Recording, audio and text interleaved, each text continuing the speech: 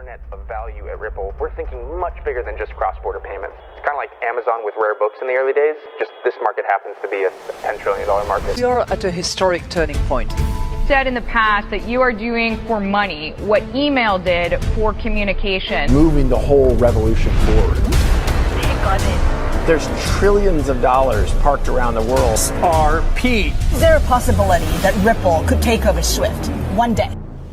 Well, welcome back, ladies and gentlemen, to 12 Hours Crypto. Let's get right into today's video. Donald Trump just gave us the last puzzle piece, and in today's episode, you are going to witness how XRP is being set up to be one of the most efficient and utilized crypto assets on this planet by financial elites around the world. Welcome back to another episode. Before we get into it, I want to let you guys know that we're doing a giveaway when we reach 60,000 subscribers. 10 lucky subscribers are each going to win 100 XRP. So go ahead and smash that like button, subscribe to the channel if you haven't already. Can we hit 60,000 by the end of this week? That would be monumental. But I guarantee you, after you are finished watching this video, you are going to want to subscribe because we are going to be bringing more fire content like this. Something went unnoticed, and that is the leadership in Ripple that I need to bring to your attention. There's an individual by the name of Mr. Craig Phillips that has departed Ripple, and nothing's been said about it. I'm going to get into his resume in a moment, but listen to what Donald Trump said here yesterday about Bitcoin and about the US dollar.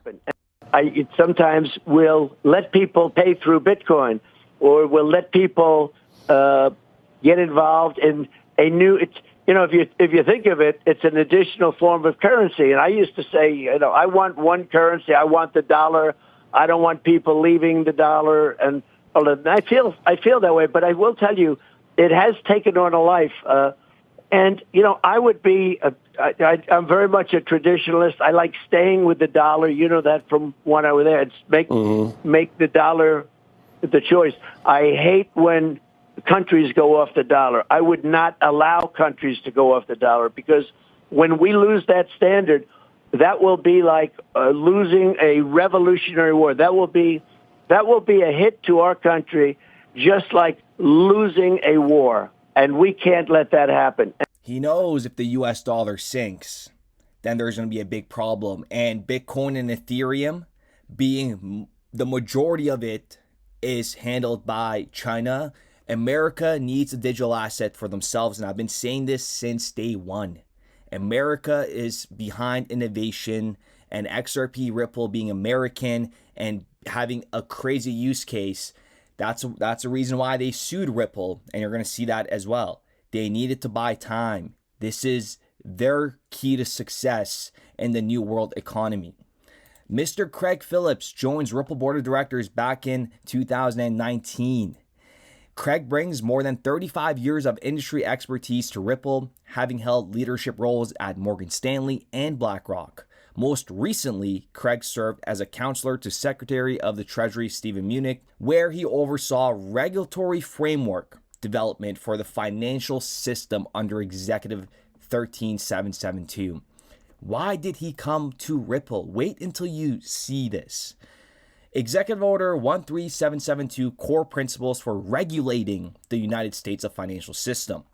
And this was signed off in 2017 when Donald Trump was in office. And what are the odds that Donald Trump is going to win this year? He's coming back to the office and he's starting pretty much where he left off with the whole regulating the financial system.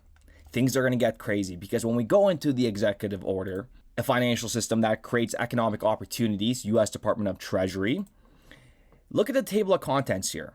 Embracing digitization, data, and technology. Aligning the regulatory framework to promote innovation. This sounds like someone that was saying the same thing just last year, and that man is Mr. Michael Barr. Let me say a bit more about how innovation plays into this goal of making the financial system fairer. We should welcome financial innovation as a positive force that can increase access and lower costs for individuals and for businesses. I also want to be clear at the same time, Michael, it's important for us not to set up a regulatory environment that stifles innovation.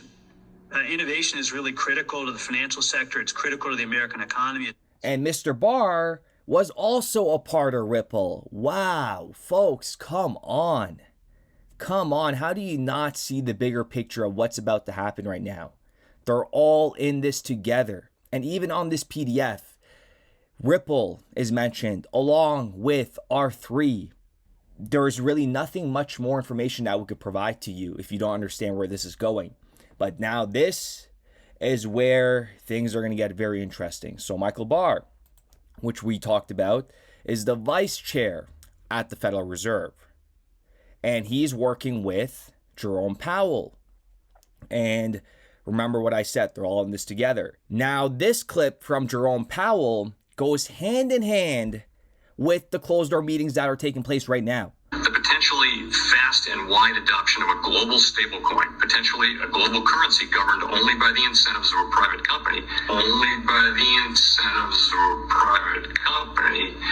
is something that will deserve and will receive the highest level of regulatory expectations, and will receive the highest level of regulatory expectations. So now ask yourself why Ripple and XRP were sued. And now we have the highest regulatory standards within the crypto ecosystem. Do you see this spider web of a scheme that just happened with Craig Phillips regulating financial systems, coming on to Ripple, Michael Barr coming on to Ripple, Craig Phillips leaving, Donald Trump coming back into the office with this executive order back in 2000? Like, come on. If you guys are a little bit confused, I would just rewatch the video. Go watch Michael Barr, what he was talking about. It aligns perfectly with the table of contents. We cannot stifle innovation. So with that being said, ladies and gentlemen, I do appreciate every single one of you guys. Let me know what you guys think in the comments down below, and we'll be back with another video. We started building RippleNet with the thesis that crypto liquidity would eventually be able to support robust global payments, large payments. RippleNet was designed so that customers seeing the benefits of our fiat-based network could flip the switch to ODL once the market was mature enough. And this is exactly what's happening. Flip the switch.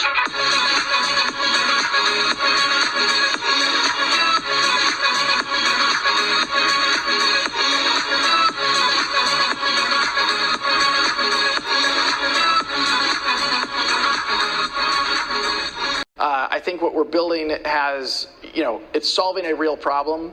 And I think all of the tokens, my advice to anybody would be, understand the utility. If there's real utility and there's real value being delivered to a real customer, there will be value in the token.